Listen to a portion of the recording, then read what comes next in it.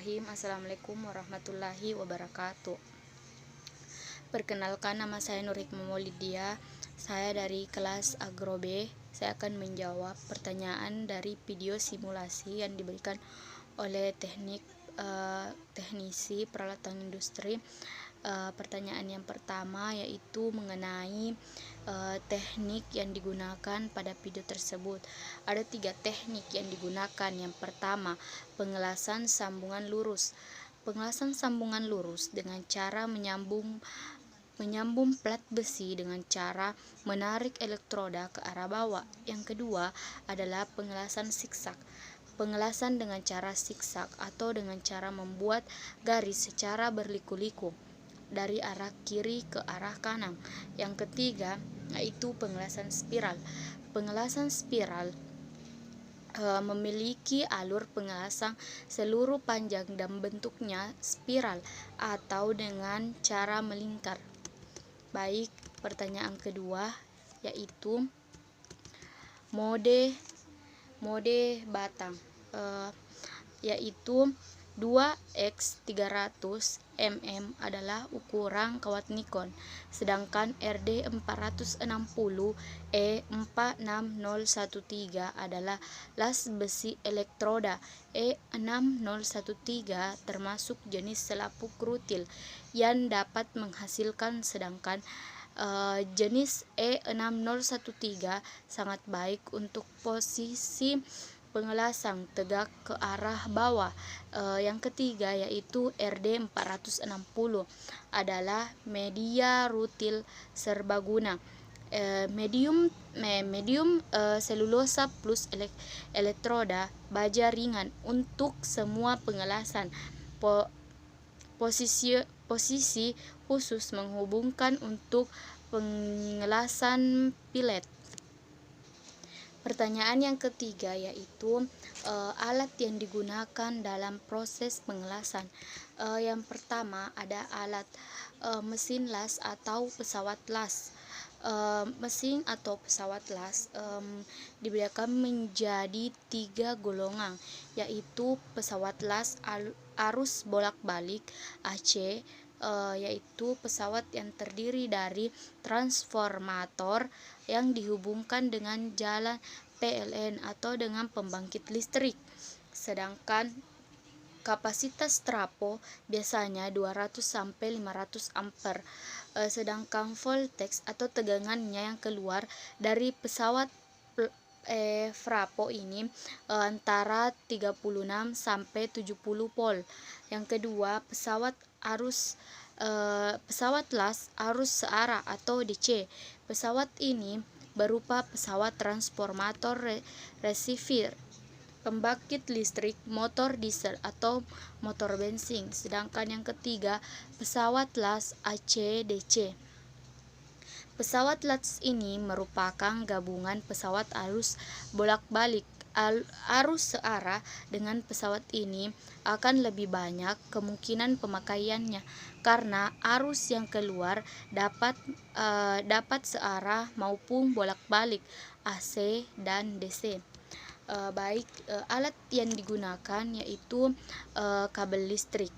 Kabel listrik biasanya dibuat dari tembaga yang dipilih dan dibungkus dengan karet isolasi yang disebut kabel las.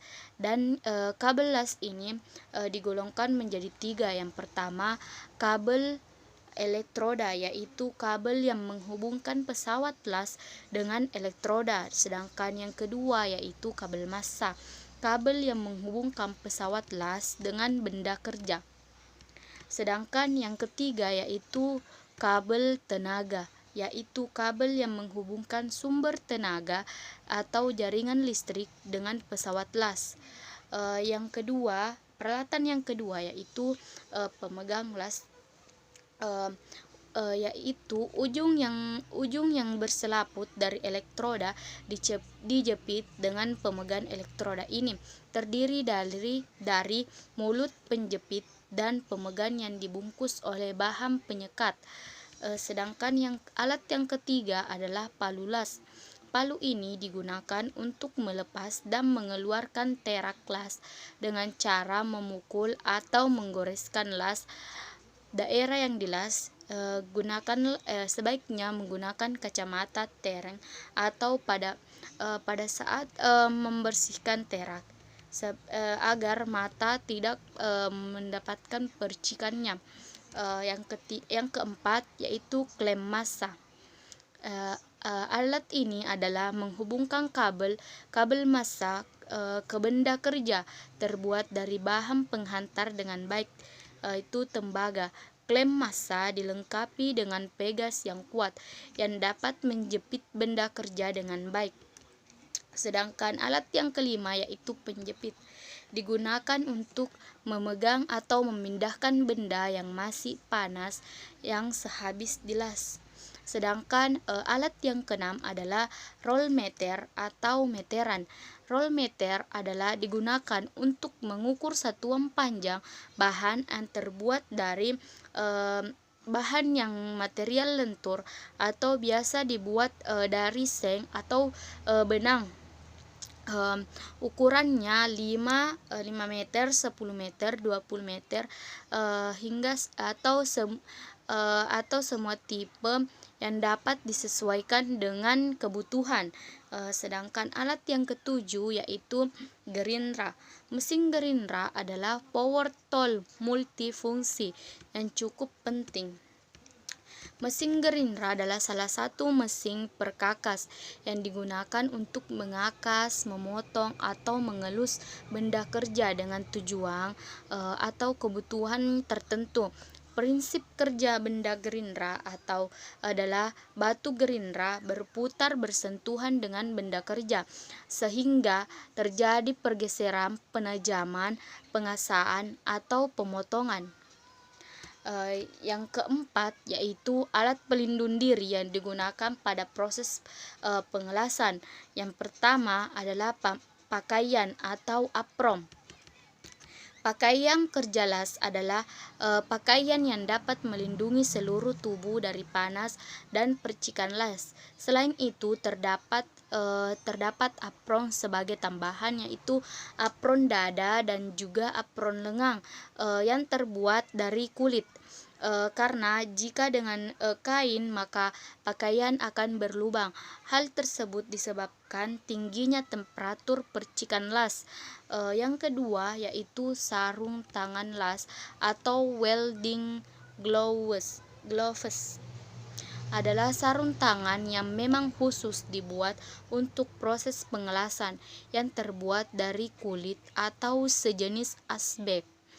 Dengan kelenturan yang baik, berfungsi untuk melindungi kedua tangan dari percikan las atau spatter dan panas material yang berasal dari pengelasan. Yang ketiga yaitu sepatu las atau safety shoes adalah sepatu yang dibuat dari kulit dan bagian depan sepatu tersebut terdapat plat baja yang berfungsi untuk melindungi kaki dari kejatuhan benda yang berat ataupun benda yang tajam. Selain itu juga karena bersifat isolasi, maka sepatu tersebut juga melindungi kaki dari sengatan listrik. Peralatan yang keempat yaitu ada helm atau topeng las, adalah alat yang berfungsi untuk melindungi bagian wajah dari percikan las, panas pengelasan, sinar las ke bagian mata. Las listrik mempunyai pengodean nomor yaitu 6, 7, 8, 10, 11, dan 12.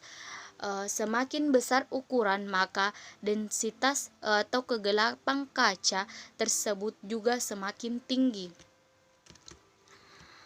Yang kelima yaitu masker las, berfungsi sebagai alat pelindung pernapasan dari bahaya asap las. Karena asap las berbeda dengan asap biasa. Asap las berbahan kimia. Untuk perlindungan las dan juga pembakaran atau pelelehan dari material las. Oleh karena itu sangat berbahaya bagi pernapasan. Selanjutnya, bahan yang digunakan dalam pengelasan. Yang pertama ada elektroda. Elektroda yang biasa disebut sebagai kawat las adalah benda yang digunakan untuk melakukan pengelasan listrik. Secara umum, elektroda dibagi menjadi dua, yaitu elektroda berselapuk dan elektroda polos.